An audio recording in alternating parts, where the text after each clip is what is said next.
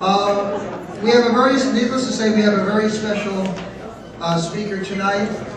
A two-term county executive, is currently serving his second term. His first victory was David and Goliath masterpiece, and his second election was arguably maybe even sweeter because of the margin of victory and the confidence that the electorate had in Robert Astorino. I can't be objective when I talk about Rob because we both have very deep Mount Pleasant roots. I'm considerably older than he is, but we were neighbors in Thornwood for many years until, as I like to joke, he moved up in life and moved to Hawthorne and left us Thornwoodians behind. But you know, I've had the opportunity to know many county executives, starting with Ed McCallion, Al Del Bello, Andy O'Rourke, of course, Andy Spano. But I have to say, and I'm not just saying this, that notwithstanding my personal connection to Rob, going back to his days in the town of Mount Pleasant, both the school board and government, town government, and but I have to say that of all the county executives that I've known, he really is truly the one who makes it a point to listen, to understand, and to act proactively. You know, there really isn't much more you can ask of any leader, and I have to say that at our 70th anniversary party last month, when we were all carousing and having a good time, well, most of us were carousing and having a good time, Rob had a lot of more weightier issues on his mind. He was delivering the State of the County address, but we were having a good time at Glen Island Harbor Club. So he has very graciously accepted to come and give us yet another kind of insight into the issues and challenges that he sees for Westchester County, both currently and for the years to come. So please give a warm welcome to a very gracious and superb county executive.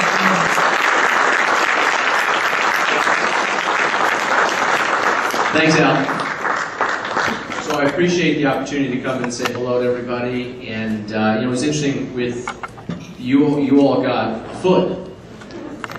I'm in politics. I normally get a finger.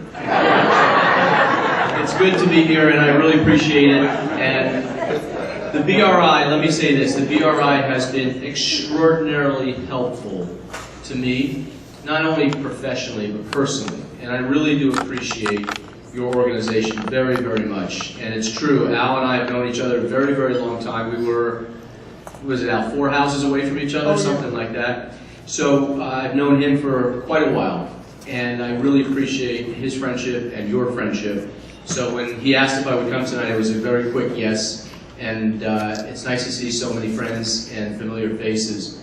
So what I want to do tonight is just talk a little bit about some quick highlights of what's going on, and then open up to any question that you might have. It's weird because, you know, tonight I'm here. I have to be back in this very same room at 7:15 tomorrow morning for the Westchester County Prayer Breakfast. So I think I might just get a room and stay here. All right, so here's what's going on. First of all, I have to say that I admire, I just came back, I know Al goes to Italy frequently, he has a place there, and we just got back Monday night with my family from Italy. We had a great time. I feel like one giant mozzarella ball right now. But we had a wonderful time, and I admire, and being Italian, I admire people who can use their hands and build things. That is not in my trade, unfortunately. It skipped me, but I really do admire people in construction, in the industry that you're in as well, real estate. It's appreciated. So here's where we're at right now in the county. As I'm in my 7th year, and we started in 2010, January 1st, 2010. And my gift at the time was a $166 million deficit, and 5 years before that, leading into it, of major tax increases and major spending. And so we really came in that storm, really, that the economic downturn in 08 and 09, where things were really bad. But it also was a real good opportunity. It was an opportunity to sort of set things straight and really make some tough decisions, which we had to do, and we did. So the budget at the time was $1.8 billion when we walked in the door. Today, the budget is just under $1.8 billion. So we really have made some big strides in holding down expenses, finding new ways to bring in revenue without taxing, because there's over 3,100 counties in America. And we are the highest taxed of the 3,100 in the United States. So for me, why would we continually go down the wrong path? I mean, they're all providing services, and they're doing it cheaper. So when people say to us, well, I think it's time to raise taxes, my response to that is, if 3,100 other counties can do it cheaper, why the hell, if we're the highest taxed county in America, should we be taxing more at this point? We're not there yet. We don't need to do it yet. So for me, in my philosophy, it's been, what do we absolutely need to do? What are our obligations? Some of the things we'd like to do, and then that's subjective. And in the past, it was, add up everything you want and everything you need, and whatever we have, that gap, that's the tax rate. That's the tax increase. Can't do it anymore. I mean, you're realizing it, I'm sure, in business too, and the vast majority of people in this county, their home and their property, that's it. That's your biggest investment. It is for me. And so taxes matter. They matter a lot. And, I keep hearing this thing from people because we have this fictional tax cap in New York, 2%, which is not true, but 2%. So let's just take 2% for a second. If we had a different philosophy, and our philosophy in 2010 and through the first 6 budgets that we've had, if our decision would have been, let's just raise taxes 2% to the cap. It's just 2%. I mean, that's not a lot, right? And then I love the example. Well, that's just like a large cappuccino at Starbucks every day. And you hear that all the time. But it adds up. Now, how much does it add up? Because this is what people don't realize. 2%, 2%, 2%, 2%, 2%, 2%. If we did that 2% each year, it would have been $317 million, or $1,000 a household. It adds up. That's just from the county, by the way. You have your municipalities, you have your schools, which is the bulk of your taxes. So just 2%, when I hear the screaming and yelling, just 2%, to me, that's a lot for the highest tax county in America. So we have held the line. We have had 5 budgets with 0 tax increases and 1 budget with a 2% tax cut. So we have not risen at all with regards to the tax levy. The budget is, in real dollars, a little less than it was, which means we're really working hard to control expenses and to find new sources of revenue. That, by the way, is not simple taxes on another's door. It's real revenue, looking at our assets and how do we get value from those. So I have also pledged, as I did for the 7th straight year, to not have a tax increase. The onus is on me to make sure we have a balanced budget, which we do, and to find the savings or different type of revenue so we don't have to go to taxes. That's the fiscal part of it. The playland.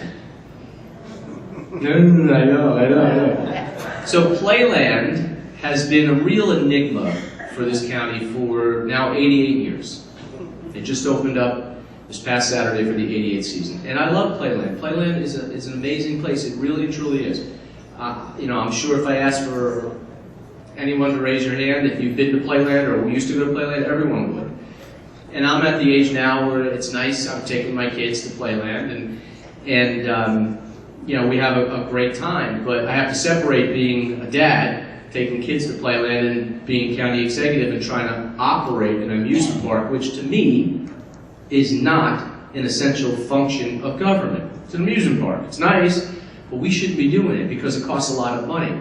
But be that as it may, we own it. We have since 1928. So we got to do something with it because it costs a lot of money. We lose a lot of money every year. Now, they've had a lot of different ideas in the past, but when I came in, I said, look, this is something we are going to tackle this problem once and for all, and we're going to figure out a way to do it. And I came to a conclusion that, quite frankly, we can't do it. The county, as a government, can't do it. We don't have the resources. We're stuck with county employee labor contracts. There's no profit incentive. So all the wrong reasons, and the reasons why it loses money. So we said, look, we want to turn this over to the people who actually do have capital to invest and who do run amusement parks. And we'll get rid of the risk, and we'll take on the good stuff. And we own it, so we'll be the landlord, if you will. And so we went out with the request for proposals. And finally, I say finally, this is government. 6 years is quick. Finally, this past Monday night, the Board of Legislators gave its final approval.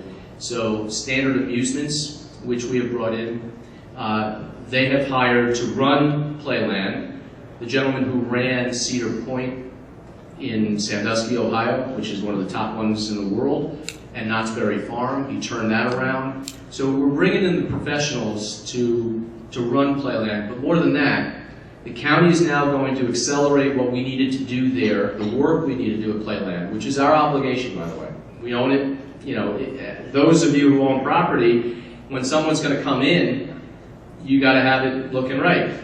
Well, that's where we're at. So we have to invest. We are going to put $30 million to fix up what we need to fix up.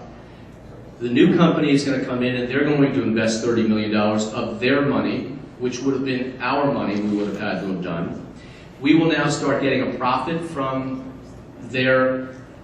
once they start reaching a profit. We'll get that. They're going to pay us $300,000 a year for the right to be there, and that escalates. We no longer have employees attached to Playland. They'll move to other parts of the park system, and when people retire, we can start reducing the numbers. So it's a different model, it's the right model, and it saves Playland, it invests in Playland, but now you and I, as taxpayers, don't have to deal with the bad side of Playland. So that's where we're at with Playland. There's another big, I think pretty exciting venture, and this is where I talk about how to make money without having to tax. And this is looking at our assets. And one of our assets is 60 acres of land at Grasslands. It's called the North 60.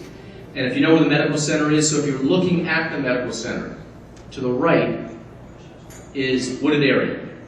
That's where this would be. And we went out for proposals for developers. The county still owns the land, but we will give a very long-term lease. And the idea is to look at what is really becoming a very emerging and powerful biotech and life science industry in Westchester. We have Regeneron, which has just added more buildings and over 2,000 employees. Accorda Therapeutics, and we've got a lot of this. And I was out in Newton, Massachusetts recently, where they have the 128 corridor. So you have in Massachusetts, sort of like the triangle down in North Carolina. And we're actually very quietly becoming nationally known now for our biotech and life science. And of course, you look at the healthcare industry in Westchester and in the region, and it's booming. Where you have not just our own hospitals, but now the footprint of the very big New York City hospitals coming in here as well and partnering. So the plan for the North 60 would be the developer is going to build a $1.2 billion, all private money, all taxable, and between the taxes and the rent, it should be almost $14 or $15 million a year when it's built out. This will be biotech, life sciences, all complementary to Grasslands and what's happening over there. There'll be a hotel there, there'll be some light retail, but it's really something that we believe, and now the county board is looking at it, we believe is something that is cutting edge. Everyone always says, well, that should stay vacant for the future. Well, they've been saying that for 100 years. At what point do you come up with an idea that actually makes sense? And we thought this made sense. And then the last thing, and then I'll take any question that you have, is on HUD, Housing and Urban Development. This has been, again, my gift on day one, January 1st, 2010, was the first day of this settlement, which, as you know, was signed and agreed to by my predecessor in the county board at the time in '09. The essence of the deal is that the county has to build, by the end of this year, we have to finance and have building permits for 750 units of fair and affordable housing. It's based on the 2000 census. There's been dramatic changes, by the way, in all the communities since the 2000 census. We have to build these units. We are well ahead of schedule. By the end of last year, we were over 50 units ahead, and building permits same. We are on target to exceed the 750 in both categories by the end of this year. Now you'd think that would get a nice attaboy from the federal government, that we accomplished what we were supposed to do. But every step of the way from 2011 on has been nothing but torture, because that really wasn't what this was about. And they've admitted that. And now in their rules and regulations that they promulgated for around the country, which we were the canary in the coal mine for this, and we were warning people of this, the new rules, if you take any money, federal government now can come in and make decisions and have authority over zoning and land use in every community. And so when HUD was threatening to take away millions of dollars in grant money from us, they thought for some reason that was going to bother me, because in order to take the money, I would have to capitulate and allow the federal government to come in and make land use decisions for all of our communities. And there was no way I was going to yield that. That wasn't part of the agreement. And so I said no. And you should see the pressure. And some people, including some of the elected officials, take the money. Take the money. And I said, for what? For a sidewalk? To build a sidewalk? To build a playground? We're building affordable housing. We'll continue to build affordable housing. My predecessors did it. We're doing it. And whoever succeeds me, I hope he or she does it forever, to build affordable housing. But to give up our control and rights of our own communities to bureaucrats in Washington, D.C.? Are you kidding me? Take the money, take the money. I'm not taking the money. So they took their money back, which drove them nuts. Drove them nuts. They've never had a community that said no to them. I mean, they underestimate these 150 pounds, but I have to tell you, I will continue to stand firm, because there is no logic or reason that the federal government should be dictating who lives where, how our zoning is. And they keep claiming that we're exclusionary, we're segregated, we're discriminatory. And unfortunately, it had to go to court, where the Second Circuit Court of Appeals and the federal government said that at no point are these allegations true by the federal government. At no point has any discrimination been found in Westchester zoning or in our housing. Now, does that mean that discrimination doesn't exist or racism doesn't? Of course not. Of course you have people who do the wrong thing. And quite frankly, if there are real estate agents in this room, there are. You're quick to say there are. But let me, and this is true, if there are real estate agents in this room that steer somebody away from a community or a school district or a neighborhood, then you're wrong. And quite frankly, you should suffer the consequences for that. That's against the law. That's an individual doing that. As an institution, is the county government doing that? No. We wouldn't tolerate it. We don't. And exclusionary zoning means that communities do not permit housing. It's insane. It's not what happens here. Just logic for a second. How could we be ahead of schedule in building affordable housing in all the communities as of right if it was exclusionary? We couldn't. So the federal government continues to go at us, and we continue to hold firm, and all we say is, let us do what's in the settlement, and then we're done. And that's not what this is about. This is about control by the federal government in every neighborhood, and they have now proven that to be true. We're now in court in 2 weeks, and here's how bad it's getting. They want me to shut up. the papers that they have filed has said that we are now in breach because I, as county executive, have disparaged some parts of the settlement, that I have fought back when HUD issues new orders that are not in the agreement, and that I, as county executive, have no right to speak unless, in essence, they approve of it. They also want to take down things on the county website that they disagree with. This is frightening stuff now. This is stuff that if you do not agree, dissent will not be permitted. You can imagine what my reaction was.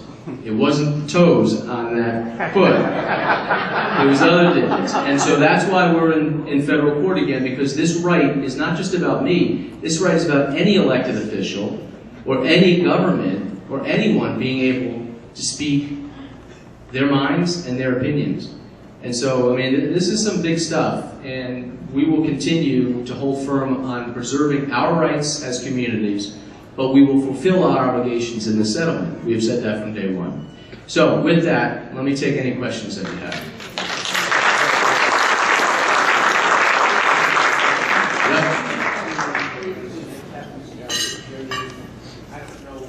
Yep. The Tappan Zee Bridge? Well, the Tappan Zee Bridge, obviously, as you can see, is progressing, and the date of opening has been moved back, apparently, to 18.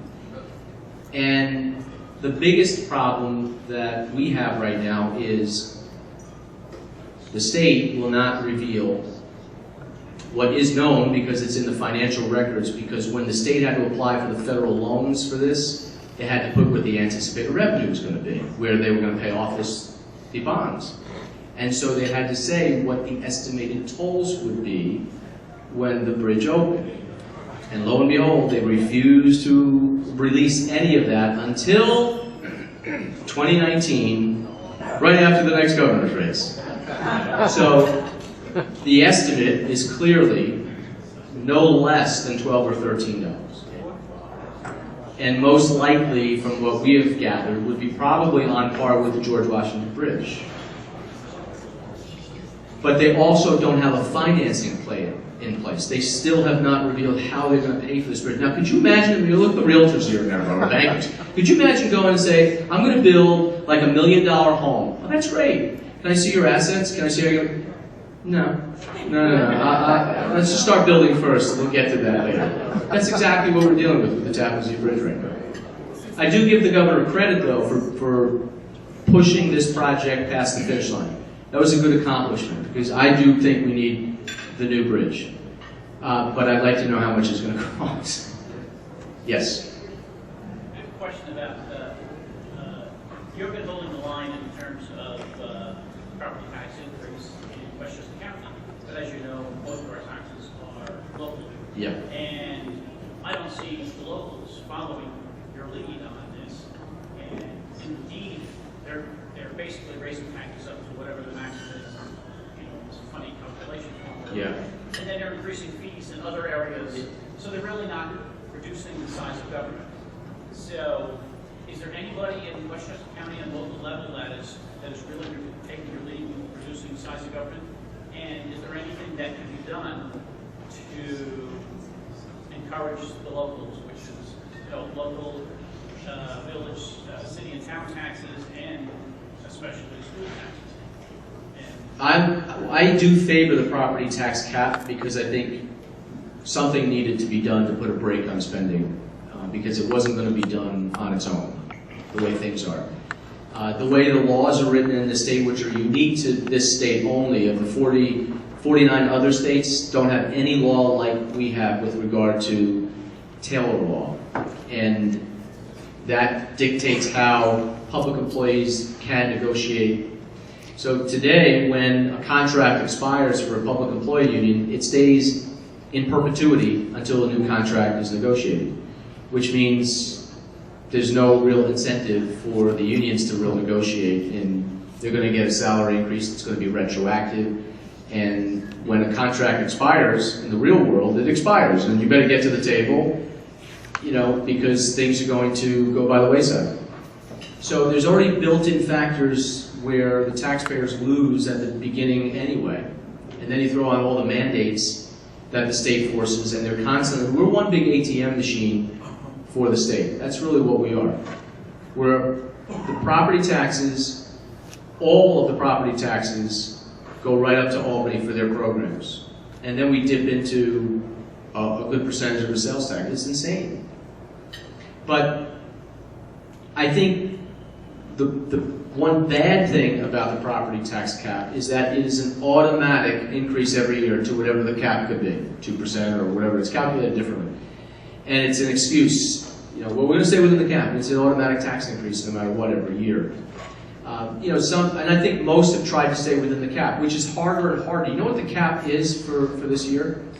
It's 0.14% because it's tied to inflation. It's zero, basically. Now, there's some exceptions, and there's rollovers if you didn't do it last year, all that kind of nonsense. But it's very, very low. Yes, sir. What's the status of Indian Point? I practiced that with article I read regarding he's now going to allow nuclear reactors upstate New York to remain operational, but he's still now seems to be concerned about whether he's going to shut it down. Can you, Ron, you may just want to repeat. Yeah, the question was Indian Point. The licenses for Indian Point are set to expire, and one is in 17. I'm absolutely in favor of renewing the licenses for Indian Point for a variety of reasons. First of all, you can't say, which is really the governor's position and some other people's position, close Indian Point now. That's irresponsible. I mean, where are we going to get the 25% of the power that Indian Point gives to this region? You can't just say shut it down. And that is a huge job creator, revenue base, but more than that, it creates energy that we need. And if you're going to grow the economy, you need energy, right? And by the way, let me preface too. Indian Point is the most scrutinized of the 104 reactors in the United States. It is the most scrutinized, which is a good thing. I'm glad for that. Heavily scrutinized by the NRC, the federal regulators who do it. And they give it the highest safety ratings all the time. So when we had, you probably heard a couple months ago, right, there was a little bit of tritium that had leaked. It was exactly where it was supposed to be. It was contained in a very small area. It was 1,000 times below the legal limit. Now, you wouldn't have known that. You know how many calls we got? Can I drink the water? I'm leaving. They were like, it was almost like an evacuation. Because you had people there screaming and yelling, political, screaming and yelling, and causing a ruckus for political reasons. When we had real safety concerns here in that people were afraid to open their tap. They thought it was Flint, Michigan. And I had to get up there and say, whoa. We've talked to the NRC. The tests have come back. It is 1,000 times less than the EPA and the NRC allows. And it's in a very small contained area where it should be, as opposed to the screaming and yelling. Indian Point, I think, is necessary for the region. And if you're going to grow economically, you need the lights on. That doesn't mean we can't have solar. It doesn't mean we can't have wind. But right now, we don't have the resources necessary in those to overcompensate for what we would lose with Indian Point. The Fitzpatrick plant upstate in Oneonta, where you're talking about, where they're closing down because economically they're taking a beating, and you've got Cuomo screaming and yelling to close Indian Point. It's the same owner, and so they're getting out of the business up there, and that's a big blow up there. It's a really big blow. Done. More local, what's your opinion on the Ridgeway project with the French American School and the possible income derived from taxes and so forth? Do you have an opinion on that? No.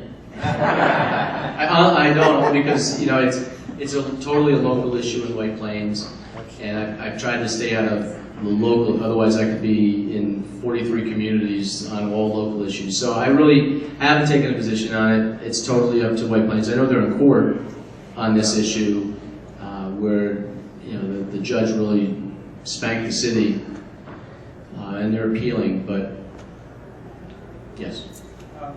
As we know, I mean, millennials are the biggest generations that we've ever had, over 85 million right now.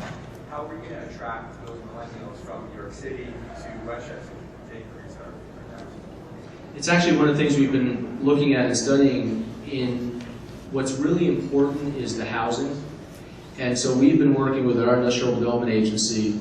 You see some of the big projects. Actually, right across the street is going to be a repurposing that's going to be huge and phenomenal. You sound like Donald Trump was thinking. It's going to be huge. But that's going to have retail. It's going to have a lot of housing.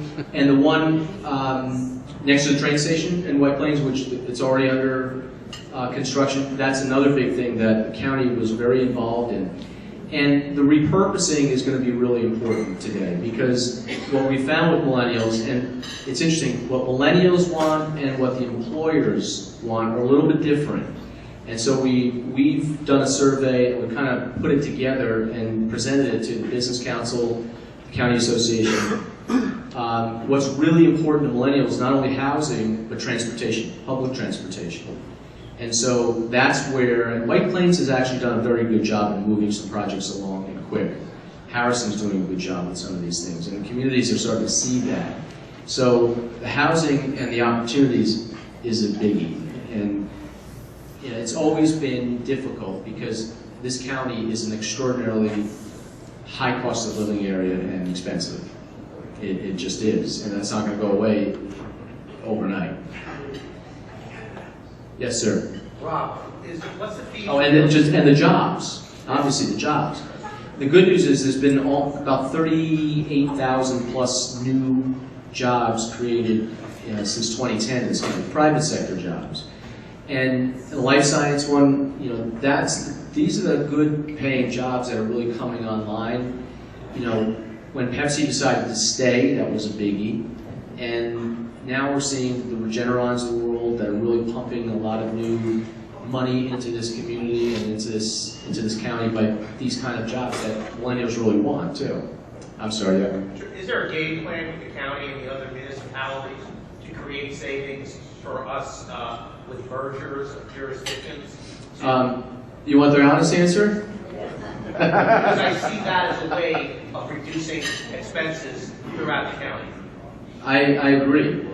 But you have 43 separate municipalities.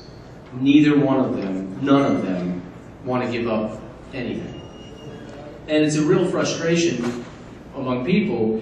We have done a couple mergers which we thought are important, and it was sort of, with police.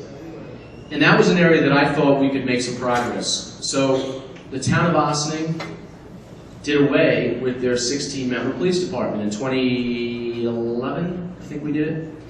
And I said to all the municipalities, the county is willing, as long as the county is neutral, doesn't lose money, and if the town or village can save money, who cares? That's great.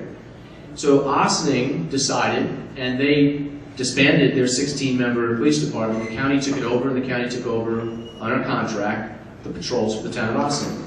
That was great. It worked out wonderful.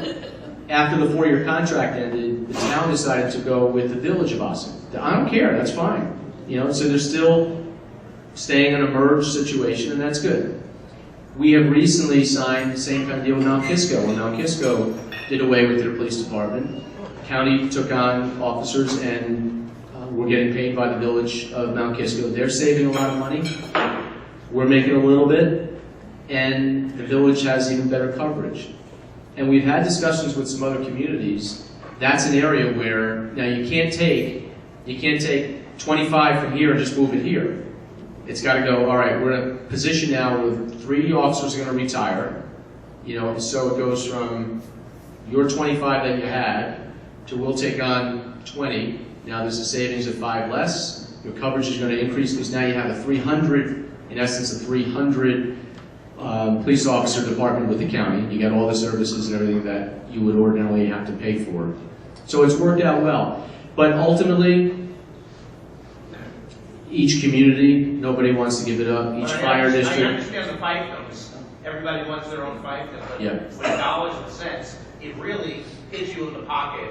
You know, where I live in Larchmont, you got the village from Merrimack, Town, County village, Merrimack, the 3 jurisdictions, all overlap, 3 different police departments. So it's an interesting aspect that I think the county might try to do some planning on, if possible. Well, we do offer planning that towns and villages take advantage of with consolidation with the planning department and things.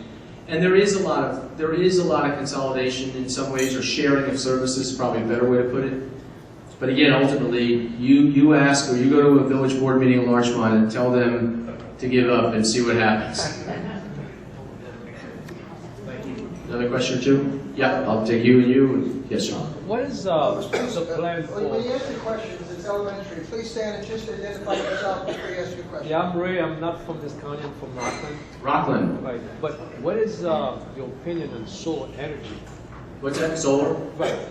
As far as What about it?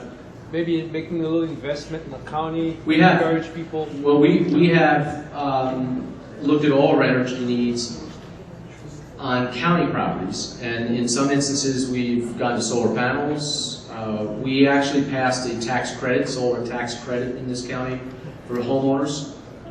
If they buy and convert, you can save money, that's fine. But it's not the only answer. It can't be the whole answer. Just not enough sunny days, too. But it's part of the mix. Absolutely is. Yes, last question. Michael, Hi, Mike. Yep. our industry's got a real issue with scaffold law. Oh, the scaffold law of 1888, Want to was bring your it? attention to this issue. Yeah. New York's the one state that's got this problem. And same with Same thing scaffold. with scaffold. Yep. Is there any way the county can, do something to adopt some sort of a position that's going to be, we'd like to see the state repeal this? Other counties have. Yeah. I think even Putnam County has done something that, just show I'm representing. We have, well, here's how we've done it, Mike. I'm president right now of the New York State Association of Counties. I'm sorry, the County Executives Association, which is part of the New York Association of Counties.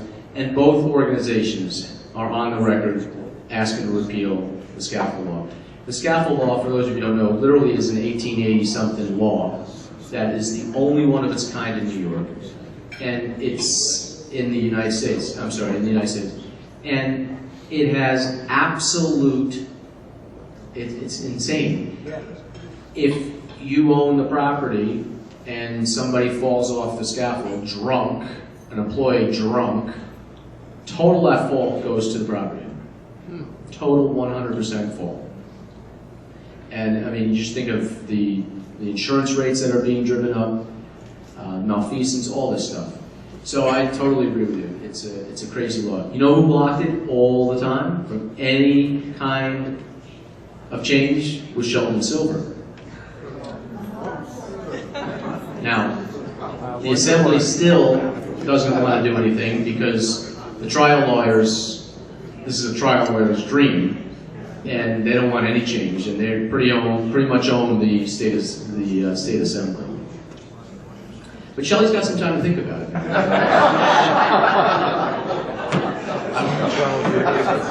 I want to thank you again for letting me come here for an hour.